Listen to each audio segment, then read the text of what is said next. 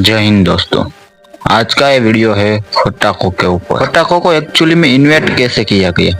करीब 200 बीसी की बात है। कहा जाता है कि चाइनीज लोगों ने एक्सीडेंटली फायर क्रैकर्स को डिस्कवर कर लिया, लेकिन इंसानों के द्वारा बनाए गए फायर क्रैकर्स को बनाने में 1000 साल और लगे। और एक अल्केमिस्ट कुछ केमिकल को मिक्स करके देख रहा था कि उसे हमेशा जिंदा रहने का एक फॉर्मूला मिल पाए।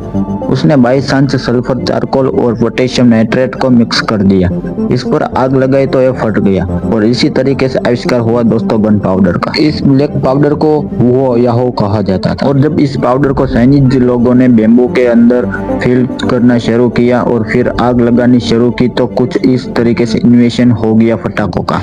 सबसे पहले जो पटाखे बनाए थे इन्होंने वो एक्चुअली में रॉकेट थे जो ग्राउंड पर चलते थे। इन्हें अर्थ रेट्स कहा जाता था। आज के दिन ये एक वेल एक्सेप्टेड फैक्ट है। ज्यादातर हिस्टोरियंस यही मानते हैं कि इसी तरीके से फायर क्रैकर्स का इन्वेंशन हुआ चाइना में, लेकिन इंडिया में फिर भी कुछ लोग आर्गू करने की कोशिश करते हैं कि नहीं, चाइना में नहीं, इंडिया में ही पहले पटाखों का इन्वेंशन हुआ है। जैसे कि स्कंद पुराण विष्णु खंड चैप्टर 2 श्लोक 65 पर यह लिखा गया है। इसका मतलब है कि हाथों में उल्का लिए हुए लोग अपने पितरों का मार्गदर्शन करते हैं। बड़ी कॉमन सेंस वाली बात है कि उल्का शब्द का मतलब यहाँ पर फायर क्रैकर्स नहीं हो सकता। जीवी टैगर जैसे जो हिस्टोरियन है उनका कहना है कि यहाँ पर इस शब्द की ट्रांसलेशन है एक मिसाल।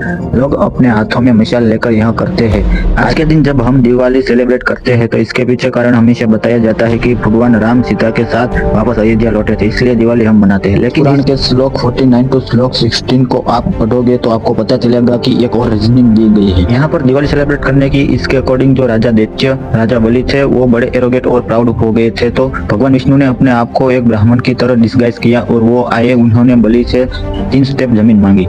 राजा ने हंसते हंसते कहा कि यह तो कुछ भी नहीं है, मैं दे देता हूँ जमीन।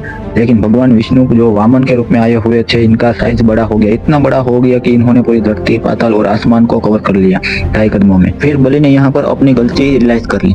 इन्होंने भगवान विष्णु से रिक्वेस्ट करी कि प्लीज 3 दिन तक धरती पर मेरा राज्य रहने दो। आप अपनी पत्नी लक्ष्मी को उन लोगों के घर में रहने दो जो एक्चुअली में अपने घर घर दिए जलाते। और लोग अगर 14वें दिन पर अपने दिए नरक को ऑफर करेंगे तो उनके जो फोर फादर्स है वो कभी नरक नहीं जाएंगे। पॉइंट यहाँ पर यह है कि बार बार यहाँ दियो का मेंशन किया जा रहा है। कुछ और भी टेक्स्ट यहाँ पर साइट किए जाते हैं, जैसे कि अर्थशास्त्र बाय कौटिल्य, नाती प्रकाशिका बाय वैशंपायन, 7000 वर्षेस बोगर के बाय संत बोगर।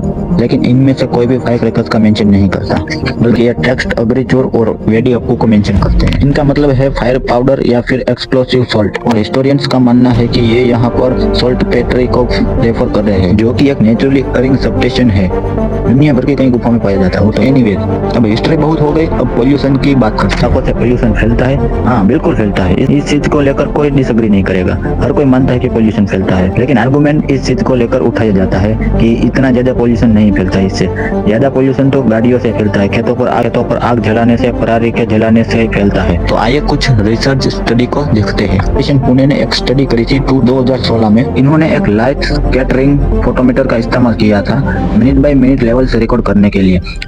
PM 2.5 के इन्होंने अलग अलग पटाखों को एनालाइज किया, ये देखने के लिए कि अलग अलग टाइप के पटाखों से एक्चुअली में कितना पोल्यूशन आता है। जो 6 सबसे पॉपुलर पटाखे हैं, स्नेक लड़ी, फुलझड़ी, पुलपुल, अनार और चक्री। इन सारे पटाखों से जो पर्टिकुलर मैटर निकलता है वो 200 से 2000 गुना ज्यादा, जो वर्ल्ड हेल्थ ऑर्गेनाइजेशन ने लगाई है। इंडिया पे ने इस स्टडी के रिजल्ट को एनालाइज किया और कंपेयर किया एक 50 मीटर क्यूब के कमरे से एक बंद कमरा जिसके अंदर एक सिंगल सिगरेट जलाई जा रही है, उससे कितना PM 2.5 निकलता है। PM 2.5 अगर आप नहीं जानते तो बेसिकली पार्टिकुलर मैटर 2.5 है, हार्मफुल पार्टिकल जिनसे पोल्यूशन फैलता है। तो इन्होंने एनालाइज करी की और पता चला कि एक अनार से उतना ही PM 2.5 निकलता है जितना 34 सिगरेट से निकलता है। एक फुलझड़ी 74 सिगरेट के बराबर है। लोग कहते हैं ना कि नहीं, साल भर में इतना पोल्यूशन नहीं फैल रहा, गाड़ियों से ज्यादा पोल्यूशन आता है, लेकिन उस एक दिन में इतना पोल्यूशन हो रहा है, इतना पोल्यूशन हो रहा है कि मैं कंपैरिजन के लिए बता रहा हूँ। आप किसी छोटे बच्चे को एक कमरे में भेजेंगे, एक ऐसे कमरे, बंद कमरे में जहाँ पर 50 लोग सिगरेट फूंक रहे हो, बस एक दिन की तो बात है। उस बच्चे को सिर्फ एक ही दिन तक उस कमरे के अंदर रहना है, बाकी साल भर तो फ्रेश एयर हवा ले सकता है। तो उस एक दिन से क्या हो गया? अब कुछ लोग अपनी बुरी आदतें बदलना नहीं चाहते। जैसे कि एक ओपिनियन आर्टिकल लिखा गया था जिसमें कहा जाता है राइटर के द्वारा कि वाई पटाखे जलाना यूजफुल है, एक्चुअली में साइंटिफिकली यूजफुल है। फायर क्रैकर्स को बस्ट करना आप पूछोगे तो कैसे? आप पूछोगे कैसे तो भाई ये राइटर रीजनिंग बताते हैं कि पटाखों में सल्फर होता है, वो सल्फर एक पेस्टिसाइड है। कुछ कुछ भी। हाँ, मतलब पटाखों को पेस्टिसाइड की तरह ही यूज करना है तो सल्फर को ही क्यों ना यूज कर लो डायरेक्टली। एक दफा ये मान भी लो कि पटाखे पेस्टिसाइड्स का काम करते हैं, तो एक बार फिर से क्या आप अपने एक छोटे बच्चे को एक बंद कमरे में भेज दे एक दिन के लिए, जहाँ पर ढेर सारा पेस्टिसाइड हो स्प्रे किया गया हो। क्या हो गया अगर थोड़ी बहुत खांसी आने लग रही है, थोड़ी लंग्स खराब हो रही है और पोल्यूशन फैल रहा, लेकिन वो जो एक दो मच्छर है वो तो मर जाएंगे ना। कम से कम कई रिपोर्ट शेयर करी जा रही है लोगों के द्वारा कि फायर क्रैकर से आने वाला पोल्यूशन नेग्लिजिबल है बाकी और पोल्यूशन सोर्सेस के कंपैरिजन में। ये तो वही बात हो गई कि मैं आपके कान में जोर से चीखूं और एक दिन तक आपके कान में तेज तेज चीखता ही रहूं और कहूं कि भाई चिंता करने की बात नहीं है। मेरे चीखने से नॉइज पोल्यूशन आपके कान में आने लग रहा है। अगर आप एक साल में उसे एवरेज आउट करोगे तो आपके बाकी सोर्सेज से जो आप नॉइज पोल्यूशन सहते हो उससे कंपैरिजन में तो नेग्लिजिबल है। एक आदमी के पान थूकने से क्या होता है, पूरे शहर में देखो कितना कूड़ा पड़ा हुआ है। गार्बेज के कंपैरिजन में पॉइंट यहाँ पर यह है कि बहुत सारे पोल्यूशन सोर्सेस है, सही बात है। गाड़ियों से निकल रहा पोल्यूशन उससे भी कंट्रोल करने की कोशिश करनी चाहिए। फैक्ट्री से पोल्यूशन निकल रहा है उसमें भी कंट्रोल करने की कोशिश की जानी चाहिए, उसको लेकर सख्त कदम उठाने चाहिए। पटाखों से निकलने वाला पोल्यूशन भी पोल्यूशन है जिसे कंट्रोल करना चाहिए और इसे नेग्लिजिबल कहना पूरे साल भर में एवरेज आउट करके एक बहुत गलत ही चीज है। कुछ लोग ग्रीन क्रैकर्स की बात करते हैं, लेकिन ग्रीन क्रैकर्स का मतलब यह नहीं कि पोल्यूशन निकलना उनसे बंद हो जाता है। ज्यादातर ग्रीन क्रैकर्स में बस 30% कम पोल्यूशन निकलता है। और जहाँ तक बात रही शादियों की, शादियों में पटाखे ना जलाना तो सबसे आसान काम है।